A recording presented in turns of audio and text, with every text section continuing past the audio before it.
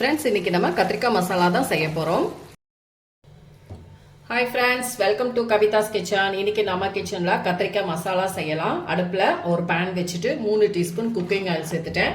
கத்திரிக்காயை இந்த மாதிரி கட் பண்ணி வச்சுட்டு சேர்த்து ஃபர்ஸ்ட் நம்ம இதை ஃப்ரை பண்ணி எடுத்துக்கலாம். இது கூட நம்ம சால்ட் சேர்த்துட்டு நல்லா ஃப்ரை பண்ணி எடுத்துக்கலாம். உப்பு சேர்த்துட்டு நல்லா ஃப்ரை பண்ணி எடுத்துக்கோங்க. ஃப்ரெண்ட்ஸ், கத்திரிக்காய் நமக்கு நல்லா வதங்கிடுச்சு. இப்போ நம்ம ஒரு தட்டுக்கு எடுத்து பிளேட்டுக்கு மாற்றிக்கலாம்.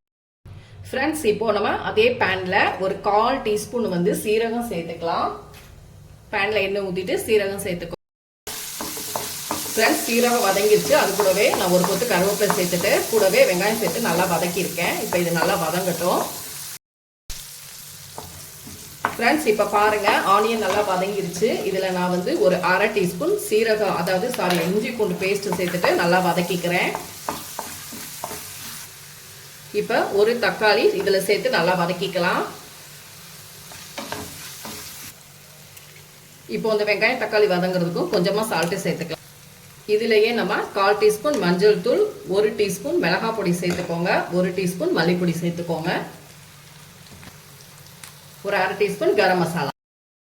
இப்போ நம்ம கத்திரிக்காயை வந்து எண்ணெயில் வதக்கி வச்சோம் பார்த்தீங்களா, உப்பு சேர்த்து அதை இதில் சேர்த்து நல்லா சேர்த்து எல்லாத்தையும் கலக்கி விட்டுக்கலாம். ஃப்ரெண்ட்ஸ், இது கூடவே கொஞ்சமாக தண்ணி ஊற்றி லோ ஃப்ளேமில் வச்சு மூடி போட்டு நம்ம குக் பண்ணி எடுத்துக்கலாம். ஆல்ரெடி கத்திரிக்காய் நமக்கு எண்ணெயில் வதக்கியாச்சு. இப்போ இது நல்லா குக் ஆகணும். இன்னும் கொஞ்சம் தண்ணி சேர்த்து நம்ம நல்லா வேக வச்சு எடுத்துக்கலாம். கத்திரிக்காய் மசாலா நல்லாவே ரெடி ஆயிடுச்சு. இப்போ ஸ்டவ் ஆஃப் பண்ணிட்டு பொடியான இருக்கேன்னா ஒரு ஃப்ரெஷ்ஷான கொத்தமல்லியை தூவிட்டு நம்ம ஸ்டவ் ஆஃப் பண்ணிடலாம்.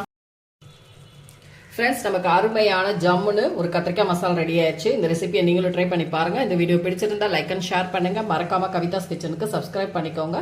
கூடவே பெல் பட்டனை கிளிக் பண்ணுங்க. அப்பதான் நம்மளோட வீடியோஸ் எல்லாமே உங்க நோட்டிபிகேஷனுக்கு வரும். அடுத்த வீடியோல உங்களை சந்திக்கிறேன். தேங்க்யூ.